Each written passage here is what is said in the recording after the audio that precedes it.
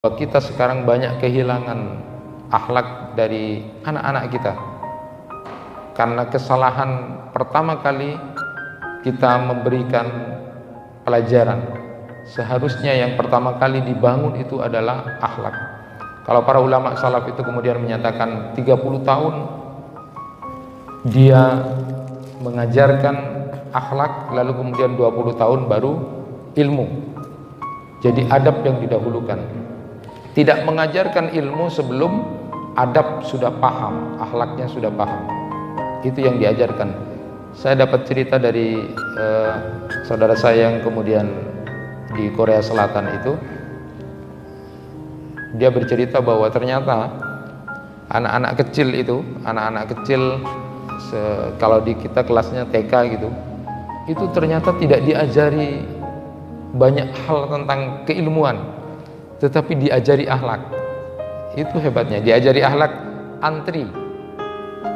Mulai dari budaya antri, misalnya suruh sabar antri, itu diajari. Selama belum bagus barisannya sampai antri diberikan ini, itu tidak akan selesai jamnya, waktunya. Itu hebatnya. Mereka mengadop kemudian cara belajar kurikulum kita, sementara kita tidak diajarkan begitu. Akhirnya kita senang untuk ngerebut, tidak senang antri. Kalau bisa kemudian nerobos dan sebagainya. Itu bagian dari pembelajaran. Jadi kita sekarang kehilangan akhlak itu. Padahal akhlak itu adab anak kepada orang tua, adab makan, adab tidur, semua punya akhlak. Tapi itu gagal kita ajarkan karena kita anggap itu bagian dari sesuatu hal yang kecil. Baru sekarang ini kemudian sadar, viral, ayo akhlak gitu. Baru sekarang ini kemudian pendidikan kehilangan akhlak itu. Padahal itu sebenarnya harusnya itu sudah dimulai sejak kecil.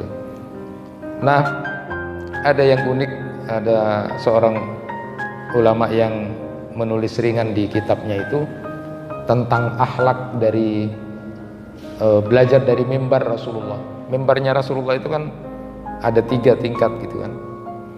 Ya, ada 3 tingkat.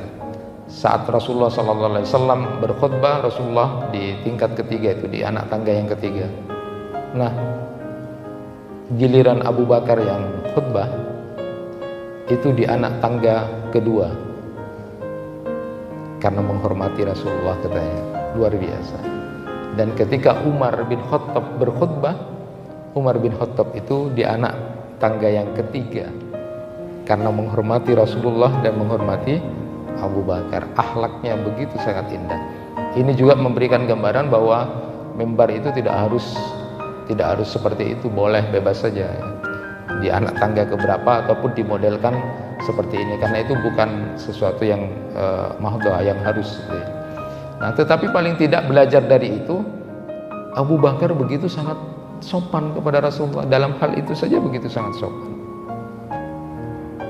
Umar juga memberikan gambaran itu, indah sekali akhlak yang dilakukan oleh para sahabat ini kepada Rasulullah SAW. Termasuk kita harusnya juga belajar dari hal-hal semacam itu. Bagaimana kita menghormati orang yang lebih tua, lalu kemudian kita juga menghargai anak-anak kecil. Sebagaimana Rasulullah SAW mempunyai ketawaduan yang luar biasa yang beliau tunjukkan, tidak hanya kepada orang tua tapi anak-anak kecil pun tidak gengsi. Kalau kita kan gengsi kadang-kadang, wah anak-anak kecil. Padahal Rasulullah memberikan contoh seperti itu. Ada orang yang sebelum jadi punya kekuasaan nyapa itu sama orang, Assalamualaikum, Assalamualaikum biasa. Giliran dapat kekuasaan, wah sudah pura-pura tidak lihat gitu. Nah itu hal-hal semacam itu sudah tidak punya akhlak. Betapa kemudian kalau belajar dengan para khalifah itu, lalu belajar dari tokoh-tokoh Islam, itu luar biasa. Sampai Umar bin Khattab pun kita kenal, dia yang kemudian bawa sendiri, aku yang nanti di akhirat bertanggung jawab. Kira-kira seperti itu jiwa mental pemimpin yang luar biasa. Ya, Umar bin Abdul Aziz pun begitu, hanya untuk memperbaiki lampu rumahnya itu dia perbaiki sendiri, tidak nyuruh sama pembantunya. Wong Anda ini adalah khalifah, gak apa-apa, gak turun kok, derajatku itu tidak turun kalau kemudian melakukan ini. Nah, ini contoh-contoh kecil.